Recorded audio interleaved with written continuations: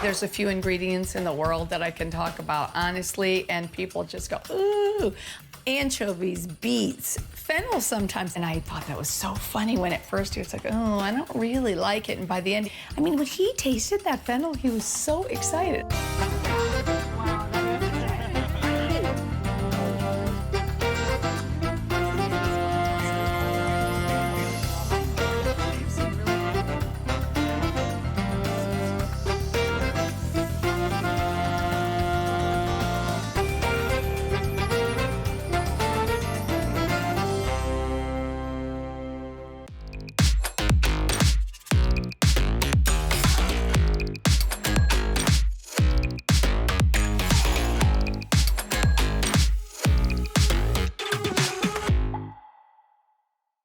I love food that's really, really simple, and I love anything Spanish. You put the two together and you get a dish called pan con tomate. What's that? That is called bread and tomatoes. This is my student, Del. Hello. And Del and I are going to make that today. He's actually a programmer in real life, but you love to cook, right? Yes, I do. You do? I'm an avid cook. Really? Oh, that's great. Well, pan con tomate means bread with tomato. And we're gonna start by toasting the bread. Let's turn this up to high. This is called a tostapane. You can find them in the hardware store in Italy. They don't cost very much, but really, except they don't sell them that much in the United States, so it's a little expensive. You've got to fly to Italy to get one, but they're really wonderful. Tostapane just translates to toasted bread, which is really cool because we're gonna take the bread. This is just nice, coarse textured, rustic bread, and we put that right on the tostapane. So you want to toast it? Yes, almost like if you used an outdoor grill and you can smell it. It Yes. smells really good already. Let's check that. No, we're not there yet. We really want this to be nice and light golden. While we're toasting that, the next thing that we're going to do is we're gonna mash a little bit of garlic. I would say probably 3 cloves. Yeah, they're about medium sized, so. Let's check that bread because I can see that smoking away. Excellent, that's what you're looking for on both sides. So. To do this, what you can do, I usually take a small knife and I remove the stem end. And then with the small knife, I just remove the peel. For this, what you're going to do is just cut this into thin slices because we're gonna let the mortar and pestle do the work. So just thin slices. And you can see what I'm doing is a rocking motion away from me with the knife. Can you see that? So the tip is touching and I'm going up and down. Okay. So try that. Exactly.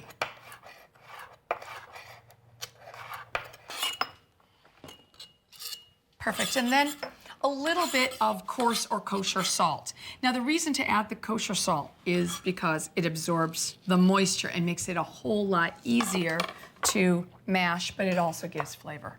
Go ahead. So doesn't the salt act like an abrasive? Yes, and that inside surface is a little bit rough. I use the mortar and pestle for a few things. It's really perfect for garlic, but believe it or not, this is what they use to make pesto. Now we can add some extra virgin olive oil right into the mortar. And now you can take your mortar and just mix that again. And what that will do is make a really wonderful flavored oil. How's that look? That looks good. Is this about right? Yes, that's perfect. Now we can set that aside and that garlic will really infuse with the oil.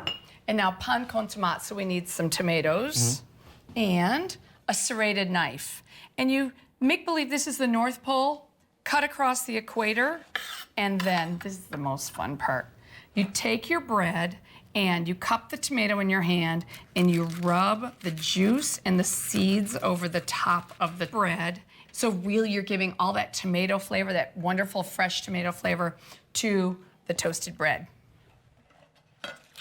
Do you squeeze it all or you just rub it? I rub as best I can, and if there's a little bit of juice that comes out, I mean, you want them to be nice and juicy. So this is good. You can see all the, it leaves some of the seeds and the juice. Next, what we can do is we will take this, and if you just drizzle just like this, I will tell you those flavors are so nice. You can see the little pieces of garlic floating in there. I know. That is gonna be so good. Oh, I love this. And then next, what we'll do is a little sprinkle of salt. That really brings out the flavor of the garlic, but also the flavor of those tomatoes. Whoops. And then what we're going to do next is anchovies. You can just place an anchovy, maybe one or two maybe on two of them. I like to do different garnishes on different ones, so you'll see I've got 3 different garnishes. Now next what we have is some Manchego cheese. This is a sheep's milk cheese, which comes from Spain, and it's so fabulous.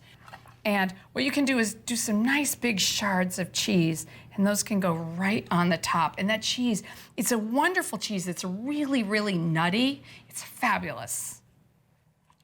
And you can tell I love Manchego because I put 3. So if you want to do that, you could maybe shave from the other side. I love cheese shavers. These things are so great. Cuts like butter. Oh, that's so wonderful. Okay, finally, the last is some Serrano ham. It looks a lot like prosciutto. It does look like prosciutto, but I love Serrano. And I'm telling you, it is the most wonderful ham. Delicious. They say Serrano ham reduces your cholesterol, which is very interesting.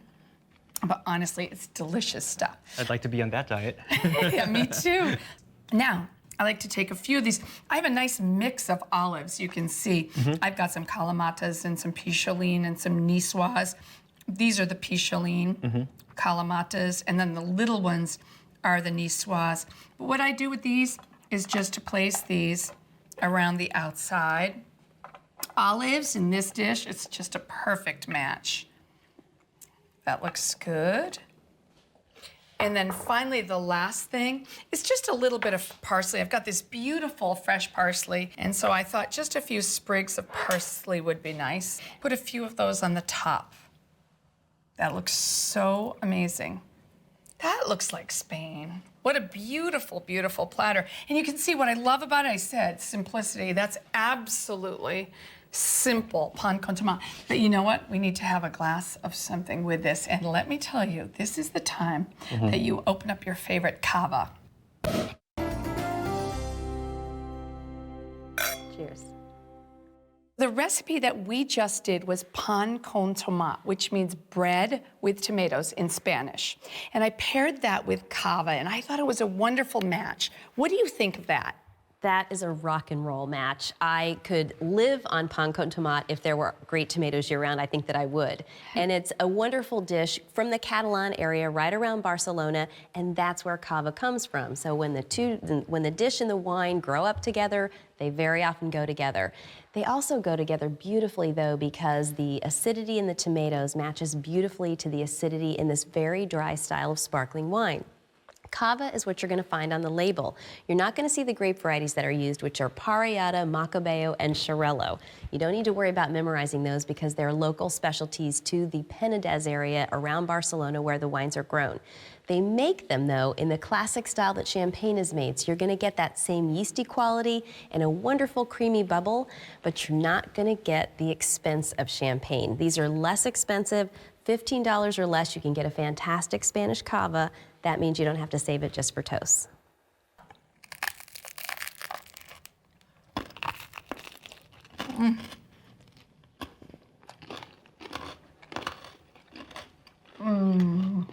Okay, now let's try this, and you'll see.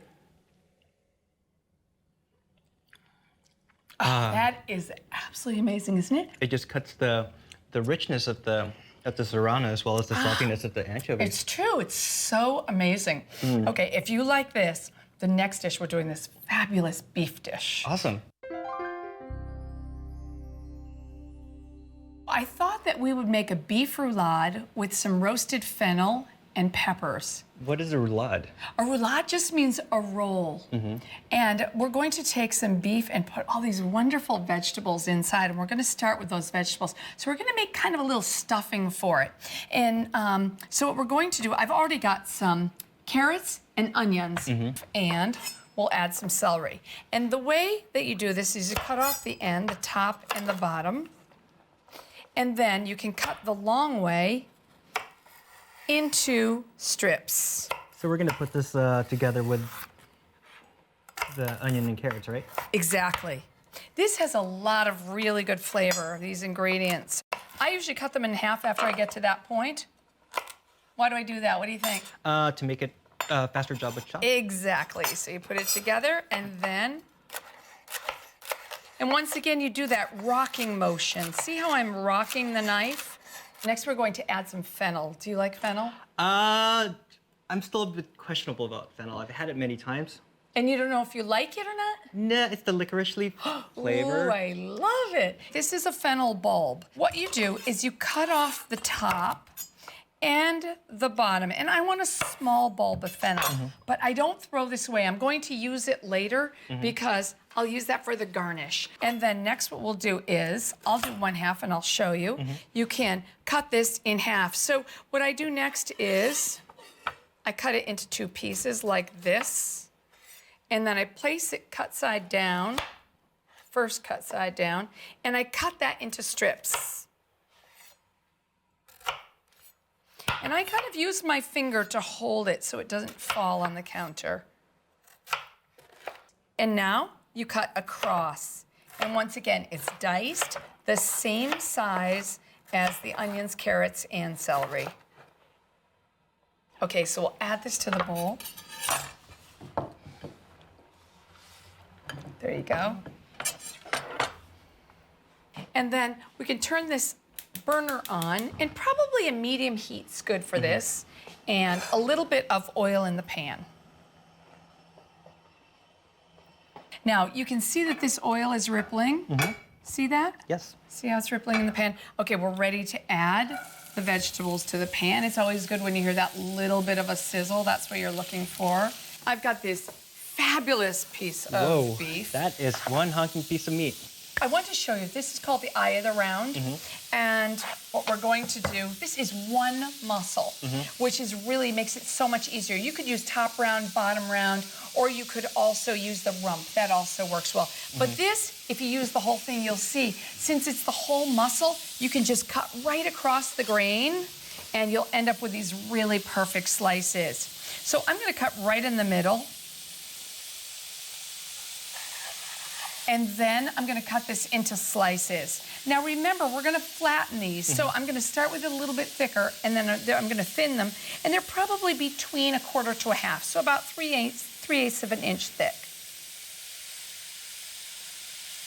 Let's see, how's that? Is this close? Yeah, that's great. That's exactly right. See how it's the same thickness on this side and also this side. That's perfect. I thought he had some good knife skills, so I knew that, and he's also a quick learner. He's very smart, you can tell. And so I felt like if I gave him just a little bit of, leeway, then I felt like I could do that with him. I can't do that with every student. One big piece of plastic wrap, I'm gonna show you. We take one of the pieces of beef, place it inside, and then I have a meat mallet. I love this meat mallet because it does the work for you. So all you have to do is just to... So what's the purpose of the plastic wrap? The plastic wrap, if you pounded right on it, you could tear the fibers of the meat. Okay, guess what you get to do? Take out my stress. You wanted to learn this. So, okay. About how thin do you want this to be? I want it about half as thick as it was when we started. Probably the most challenging is mashing or pounding that meat. That was pretty tough.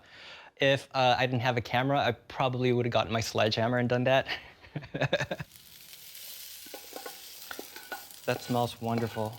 It's a nice combination. And you can actually smell the fennel. Okay, we've got a little bit of chopped parsley. We'll add that. I'm gonna save a little bit. And then I've also got some fennel seed. Add that. Oops. And then we have a little bit of lemon zest. You can remove that with this grater. It works really, really well. About how much of the zest do you want in this? Probably about a teaspoon. I can really smell the fennel seed too. This is really, really nice. And then we'll add some of the fennel tops. And I will just mince this. And you can see, once again, with that rocking motion, so we're gonna have that really nice fennel flavor. Very quickly, you can mince a clove of garlic, and then we can just add that. You can stir that together. We're gonna add about 1/2 cup of breadcrumbs. So I would say a couple of handfuls of breadcrumbs. That's 1/4. And mix it in? Yes. Great. Fresh breadcrumbs are a lot better. Plus, they'll absorb a little bit of moisture because I'm adding some good homemade chicken stock. So just a few tablespoons, and that just kind of pulls the whole thing together. Stir that together. Now, what we do next is we are going to place these pieces of beef right on the work surface. And that's what I love about butcher block is that you can work right on the work surface. I'm gonna take a couple of spoonfuls of this stuffing and just place it in the center, and we'll see how far that takes us. And remember that this stuffing is very pungent. So, you know, a couple of spoonfuls is probably what we need. Spread this out like that. Like a pizza? Topping. Yes, and what you're doing, yes, but what you're, exactly like a pizza. But what you're doing is you're leaving a little border around the edge. Now what I do is I start on the edges just like this, and then I just roll it up. Sort of like making an egg roll? Kind of like an egg roll, yes. So they're just like that. Once again, bring in the outside, and I kind of press it so it holds, and then I roll them up. Great. Now, Okay. what I like to do is take about 3 strings for each, and whatever way is easiest, but I find if you hold them like this and run the string right underneath, I tie. That's 1. So you do a double knot? What I do, if you really want it to stay and you don't want it to slip, I go like this. Tie, go through once, and then one more time, and that will hold your knot. It's very cool, and then it won't slip. And then another knot to finish it off. Yes, and a second knot to finish it off. I think we'll just trim these strings just a little bit. This is just getting just hot enough. Great. So you can start by adding those to the pan. Do you want the knot side It down? doesn't matter. It really doesn't matter because we're going to do all sides anyway. Sizzle. Excellent. That's what you want. A nice sizzle. And We want to fit all 6 in there. So Okay. we can. get some tongs.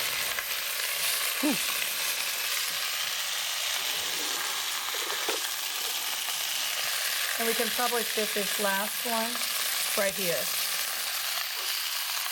So about how long on each side do we want to cook this? Probably about 2 or 3 minutes on each side till they're golden brown. The beef roulade, that's definitely a dish I would do on a Sunday, just because you just have a little bit more time for it. That beef dish, I think every single one of those elements is pretty simple, and you put them all together. Yes, it ends up making something that's a little bit more complex, but it's actually a pretty easy dish. And that's definitely my style of food. This looks perfect. This is just what we're looking for. And then see this caramelization on the bottom of the pan? And then there's caramelization on the meat. That's exactly what you're looking for. So that looks about done. Yes, see how golden it is on all sides? It's perfect. Okay, now good, rich homemade chicken stock. If you're using canned, you might want to use the reduced salt one. But homemade, it gives you a much better sauce once it's reduced. Now, we'll bring this up to a boil. Okay, let's turn it way down to a low simmer. That's perfect. Cover on 50 to 60 minutes low. We're gonna have a little fennel as a vegetable on the side. And I cut off the top and the bottom. And then next, what I do is I cut it in half from top to bottom. And then I cut this. You can do it into quarters or thirds or sixths. I'm doing it into 6 pieces, each bulb, because they're a little bit larger. So you can add your fennel carefully so it doesn't splash on you. And we're gonna cook that for about 4 minutes. We're gonna take some peppers. So peppers and fennel together will make a really nice vegetable on the side. So I cut off the top and then the bottom, like that. Okay. And then cut the pepper in half. And then you can take a knife and then just cut right around the core and remove the core, and you can discard that. And now, because these peppers are so large, I'm just going to cut these in half And then I'll cut those into about 1 to 1.5 inch big wide strips. Okay. So they're about 1 by 2 inches? Yes. Excellent. That looks great. This is one of my favorite vegetables. It's so delicious. It's a great make-ahead. You can get it done, put it in your refrigerator. When you're ready to cook it, all you have to do is just to take it out, run it under the broiler. And next what you can do is to drizzle this with a little bit of nice fruity extra virgin olive oil. About how much do we need for this? I would say a tablespoon or 2. Now, a good sprinkle of salt and pepper.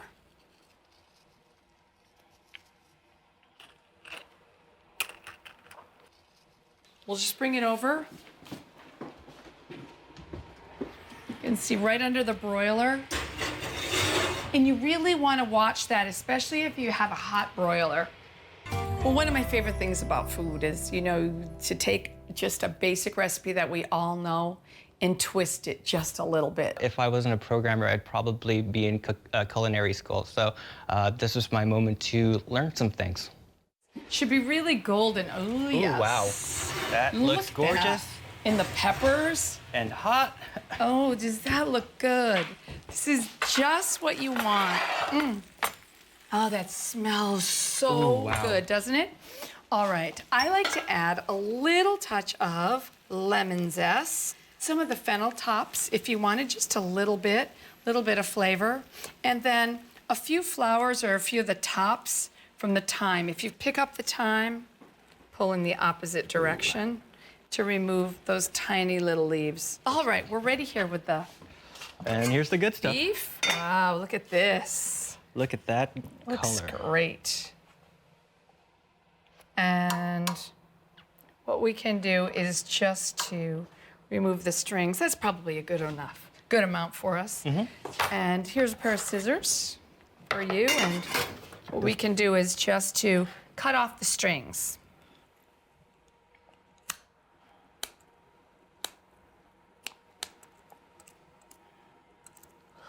And they are hot. They're very hot.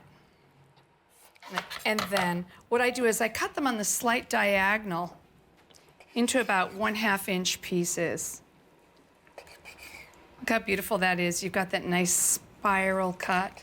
Let me show you. Look at that. How great it looks. Delicious. Now, your turn. Great.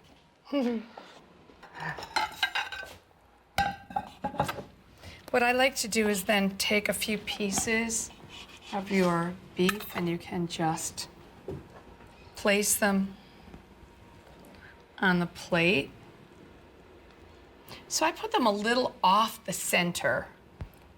And then you can take some of your vegetables and just spoon those in a little space there. Those look beautiful. You can just spoon a little bit of that sauce right over that beef. Ready to taste? Let me grab Ready as some ever. forks and knives. Here you go. Thank you. I think braised beef, there's nothing like it. It just melts in your mouth.